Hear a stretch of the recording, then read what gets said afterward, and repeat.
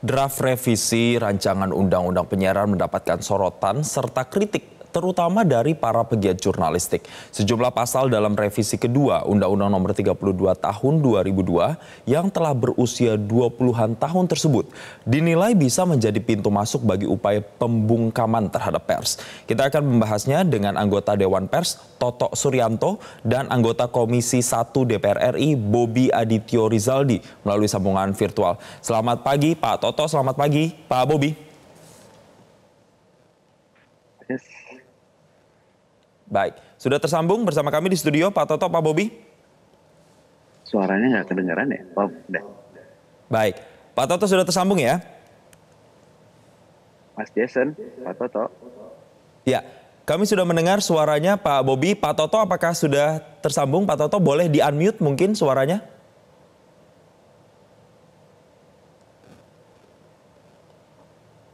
Untuk Pak Bobi sudah mendengar kami?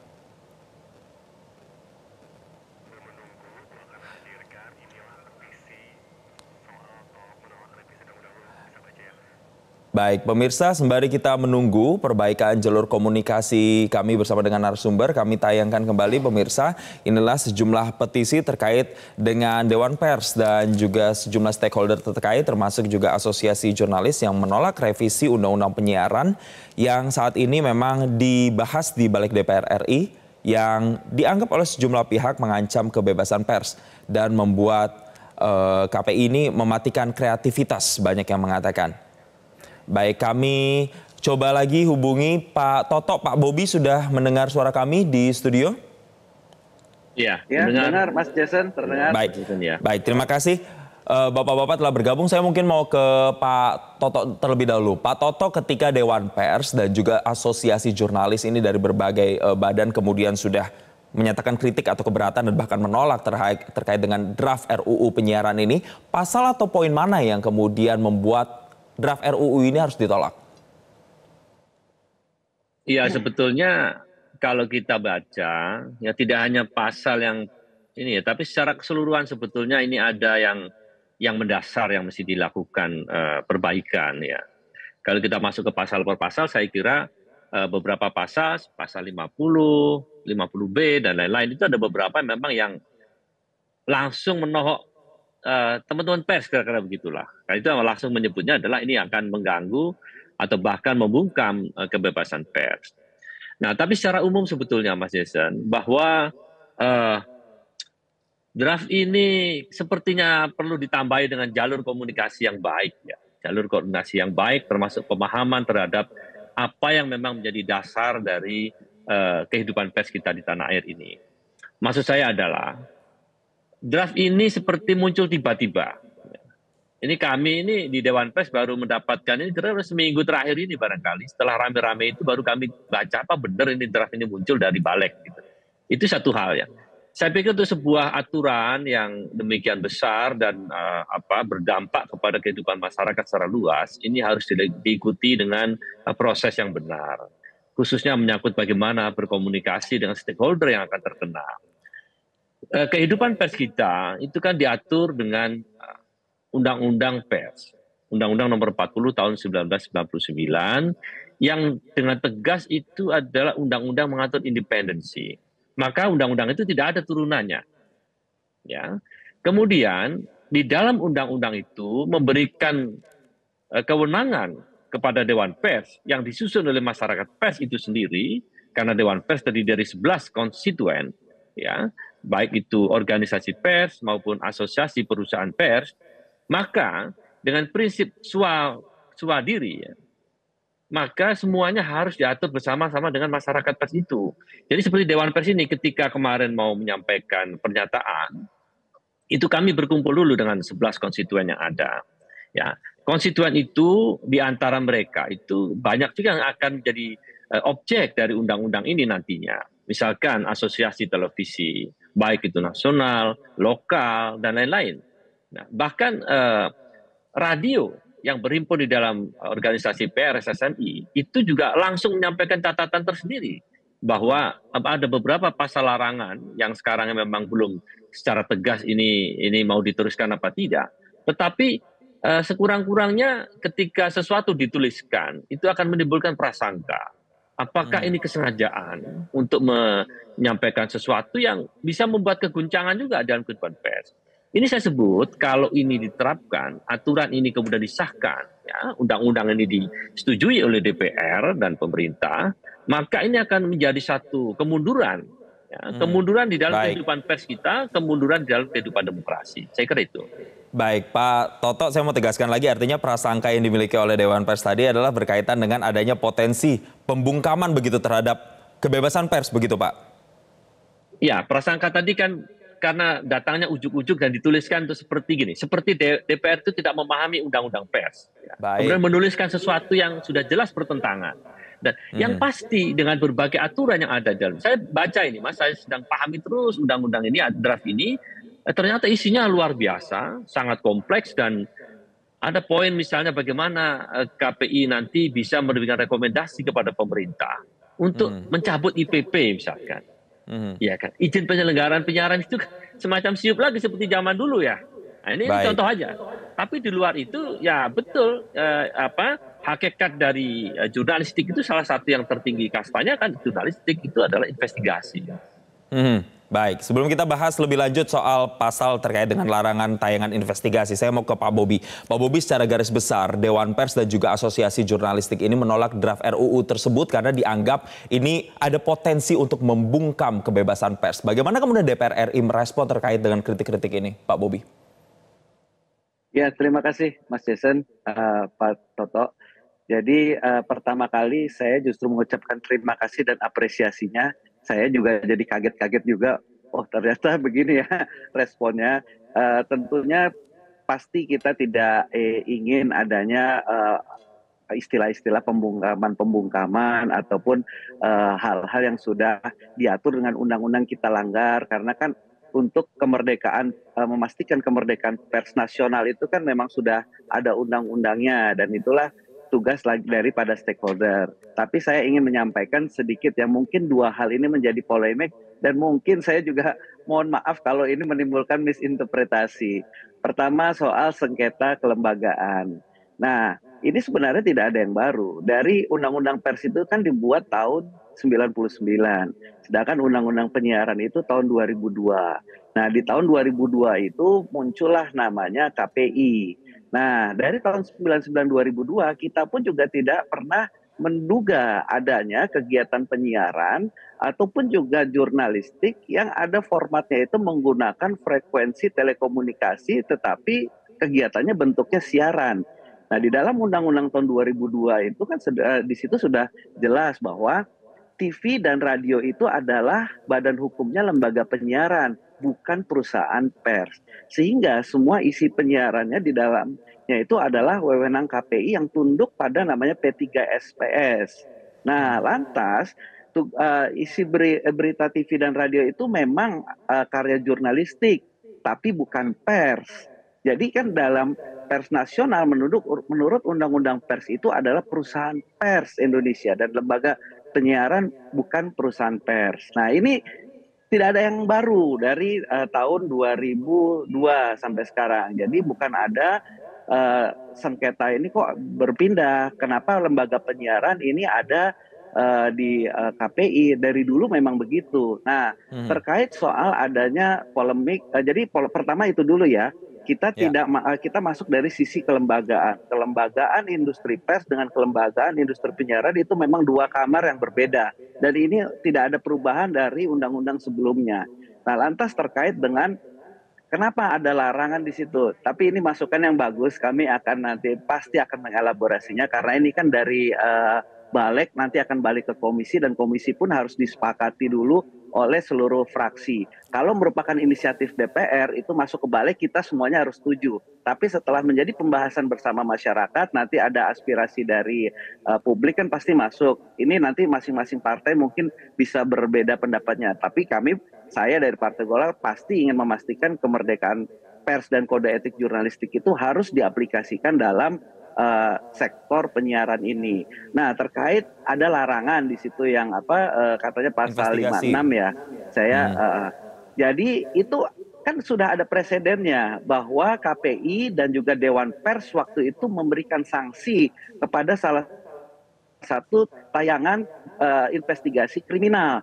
Dan investigasi itu kan berdasarkan kode etik jurnalistik, kan kita ini mencoba mengaplikasikan kode etik jurnalistik ke dalam standar P3SPS, di mana di situ kan dalam, kalau tidak salah ada 3 hal ya: mengumpulkan berita, mengumpulkan informasi dan berita, dan apa satu lagi saya lupa terakhirnya itu pengolahan. Jadi dari mengumpulkannya betul dia menggunakan kamera tersembunyi tapi tetap meminta izin, tapi dalam mengolahnya itu ada dipresentasikan secara tidak berimbang. Baik. Nah, di situ adalah pelanggaran, dan ini membuat bahwa dikhawatirkan kalau ada jurnalistik investigasi kriminal, ini membuat ide-ide kriminal ini makin meluas. Nah, dan di situ sudah bersepakat KPI dan Dewan Pers memberikan sanksi waktu itu. Nah, lantas berikutnya perkembangan dari hal ini yang ditakutkan soal sensor-sensor. Kan kalau dilihat di situ kan tidak ada sensor. Kalau namanya sensor itu di lembaga film adalah film yang ditayangkan oleh bioskop. Tetapi kalau penyiaran semuanya ini normanya kan setelah siar. Ya. Jadi tidak ada sensor itu. Jadi miskomunikasi, misinterpretasi ini, saya terima kasih. Ini akan membuat kita heads up. Tapi kita ingin memastikan bahwa hal-hal yang paling mendasar mengenai kebebasan berekspresi dan memberikan informasi yang benar itu tidak akan dikurangi dari semangat reformasi kita. Baik, kami akan sudah tetapi tangkap dalam pengaturan teknisnya itu perlu diatur. Karena sekarang contoh, kalau kita tidak mengatur ini, semua kegiatan siaran di Netflix itu tidak ada yang melihat. Kegiatan di internet tidak ada. Dan apa bedanya industri pers dengan warga atau netizen nanti? Itu kan tidak, itu harus diatur. Baik, itu yang jadi poin adalah ketika larangan investigasi dilarang karena ada backgroundnya tadi bahwa nantinya bisa memunculkan ide-ide kriminalitas akibat menonton tayangan investigasi kriminal, dan juga ada sensor-sensor tadi. Tapi saya akan minta nanti tanggapan Pak Bobi terkait dengan dampak ini. Kita akan bahas Pak Bobi dan juga Pak Toto usai jeda berikutnya. Tetap bersama kami di Selamat Pagi Indonesia. Saya mau langsung melanjutkan perbincangan ke Pak Toto. Pak Toto, menanggapi Pak Bobi tadi keterangannya atau penjelasannya bahwa muncul larangan investigasi atau tayangan jurnalisme investigasi itu karena ada presiden buruk sebelumnya, ada tayangan investigasi kriminal yang kemudian nanti dikhawatirkan bisa memunculkan ide-ide kriminal, kemudian ada terkait dengan sensor-sensor juga karena ini lembaga penyiaran. Bagaimana tanggapan dari Dewan Pers? Yang pertama begini ya, bahwa yang namanya jurnalistik itu dasarnya adalah Undang-Undang Nomor 40 tahun 1999. Ya, bahwa ada lahir KPI pada tahun 2002, ya, itu sebetulnya ya silakan saja, itu kan mengatur mengenai konten yang di luar jurnalistik. Kalau jurnalistik sudah jelas, independensi jurnalistik itu kemudian diwujudkan oleh pemerintah di era reformasi dulu dengan membentuk yang namanya undang-undang, dan wujudnya adalah Dewan Pers, di mana Dewan Pers itu dari dan oleh masyarakat pers itu sendiri. Kami bekerja menggunakan itu dan kode etik jurnalistik. Nah, maka di dalam konteks ini ya tidak terlalu relevan kalau cuma satu kasus kemudian jadikan satu alasan untuk kemudian ini hal yang biasa saja yang sudah lama ada. Jadi begini, mungkin Pak Bobi, mohon maaf ini. Jadi DPR mestinya memahami bahwa yang namanya jurnalistik itu diaturnya jelas undang-undangnya, dan undang-undang itu yang merusaknya DPR juga, Pak. DPR sama pemerintah, ya. Kemudian mengenai konten yang disampaikan oleh Pak Bobi itu begini, independensi itu harus diwujudkan mulai dari dasar, Pak. Misalnya begini, KPI sebagai penyelenggara atau pengawas dari siaran yang menggunakan frekuensi, ya, itu dibentuk oleh pemerintah. Ya, mereka juga diuji kelayakan melalui pemerintah. Artinya apa? Melalui DPR maksud saya. Artinya apa? Ini kan aspek independensinya ketika melakukan penilaian terhadap jurnalistik boleh jadi akan menimbulkan persoalan juga. Apalagi kalau kasusnya menyangkut sengketa antara pemerintah dengan masyarakat misalnya. Itu contoh saja, Pak. Jadi kalau soal kasus dulu kriminal yang kemudian ya sepakat bahwa ini melanggar kode etik. Kode etik itu kan kami yang merumuskan, Pak. Dewan Pers yang merumuskan. Jadi apa? Semua produk jurnalistik, apakah itu investigasi, apakah itu berita, atau apapun, bahkan wawancara sekalipun, prinsip-prinsip jurnalistik itu dipegang dari sana, Pak. Jadi artinya eh, ini saya lihat memang komunikasi yang kurang baik ya, komunikasi yang kurang baik antara DPR yang tadi juga diakui oleh Pak Bobi dengan masyarakat pers khususnya. Terus terang saja, begitu menyinggung persoalan jurnalistik dan tidak pernah disampaikan secara terbuka, menimbulkan persoalan, Pak. Ya. Apalagi ini di akhir masa DPR yang sekarang ini. Ya, saya pernah mendengar ya langsung dari yang bersangkutan dengan Pak Abdul Haris Almasyari ya, dalam satu kesempatan kami ketemu, memang ada target itu bahwa undang-undang ini harus selesai di masa yang sekarang. Selesai tinggal berapa bulan ini, ya kan? Sementara ini dampaknya akan luar biasa manakala nanti kemudian diterapkan. Bayangkan kalau kemudian investigasi di televisi misalkan dilarang. Kemudian saya orang TV Pak Bobi, jadi saya tahu persis. Juga teman-teman di Metro TV pasti memiliki program-program investigasi. Itu akan menimbulkan persoalan baru, Pak. Akan menimbulkan prasangka macam-macam. Ya, karena di dalam kerja jurnalistik itu apapun namanya, tetap dasarnya adalah kode etik jurnalistik. Baik, ada kode etik jurnalistik yang dipegang tadi begitu ya oleh Dewan Pers dalam menciptakan sebuah produk jurnalistik yang kemudian disiarkan di masyarakat. Saya mau ke Pak Bobi. Tadi beberapa kali Pak Toto ini juga menyoroti soal tidak dilibatkan begitu Dewan Pers dan juga stakeholder pers ini sendiri. Apakah kemudian DPR ini juga merasa memang tidak melibatkan masyarakat, Dewan Pers dalam penyusunan draft RUU penyiaran ini, Pak Bobi?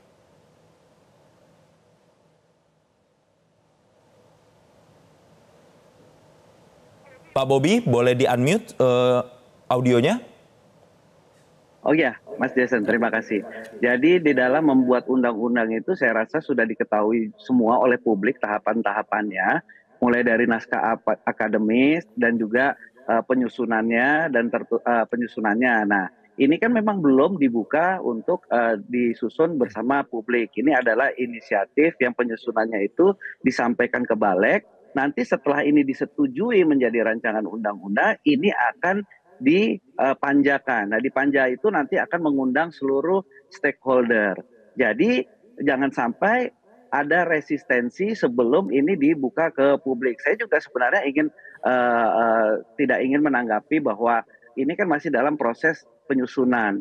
Penyusunan itu belum ada keterlibatan dan partisipasi langsung dari publik dalam bentuk RDPU. Dan tapi utamanya itu kalau kita lihat kan, kalau kita pilah-pilah secara legal drafting dan secara substansi yang dilihat ya misalkan soal sengketa ini kan barang yang sudah lama. Maksudnya dari tahun 2002 tidak ada yang berubah.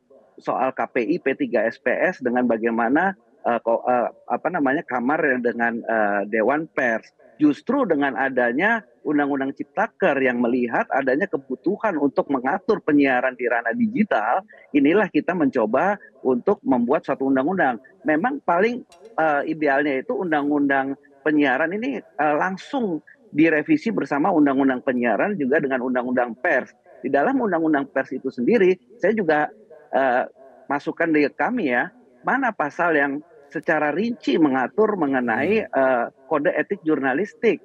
Di situ kan masih banyak pro kontra juga di dalam undang-undang pers, sehingga nantinya kita perlu menyesuaikan dan mengintegrasikan dan harmonisasi seluruh undang-undang ini karena kita ada kemajuan teknologi. Nah sekarang misalkan kita di dalam dunia internet, mana yang dianggap jurnalisme di industri pers, mana yang jurnalisme yang oleh masyarakat yang tidak memiliki izin pers. Nah itu kan harus diatur.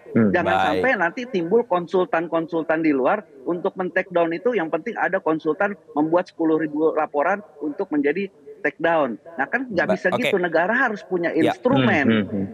Baik, oke Pak Bobi, kami sudah tangkap poinnya karena waktu kita yang juga terbatas. Artinya memang sampai dengan saat ini DPR menyatakan bahwa pembahasannya belum 100%. Begitu. Ya singkat saja Pak, karena waktu kita sudah sangat tipis sekali. Yang pertama, Undang-Undang Pers itu memberikan ruang tersendiri karena lex spesialis Pak Bobi. Jadi aturan kode etik kita susun bersama oleh masyarakat pers. Yang kedua, kemajuan teknologi itu hanya menempatkan platform saja Pak. KPI dan Dewan Pers, Pak. Semua industri penyiaran itu tunduknya pada P3SPS. Kan Bapak lihat sendiri. Selama kita tidak merubah, Pak. Jadi kalau industri penyiaran sekarang ada catatan-catatan yang memang harus diselesaikan, Pak. Ya itu pengaturan sudah ada sebelumnya, Pak. Kita tidak merubah apa-apa, Pak. Itu ada banyak, Pak Bobi. Mungkin perlu baca dulu, Pak Bobi ini. Berarti Pak. dari Pak Bobi dan DPR menyatakan memang tidak ada merubah apapun begitu undang-undangnya masih sama. Tapi kalau dari Dewan Pers menyatakan ada sejumlah catatan yang kemudian harus diperhatikan pada saat merumuskan registrasi undang-undang supaya nantinya kebebasan pers ini tetap terjaga dan tidak ada itu yang namanya pembungkaman terhadap pers. Karena waktu yang sangat terbatas, terima kasih. Saya mohon maaf, kita mungkin bisa melanjutkan diskusinya nanti di lain kesempatan atau di Selamat Pagi Indonesia berikutnya. Terima kasih Pak Toto, terima kasih Pak Bobi. Kami akan lanjutkan lagi dan kami akan follow up lagi terkait dengan isu ini di program-program berikutnya. Terima kasih Bapak-Bapak, selamat kembali melanjutkan aktivitas. Jelajahi cara baru mendapatkan informasi. Download Metro TV Extend sekarang.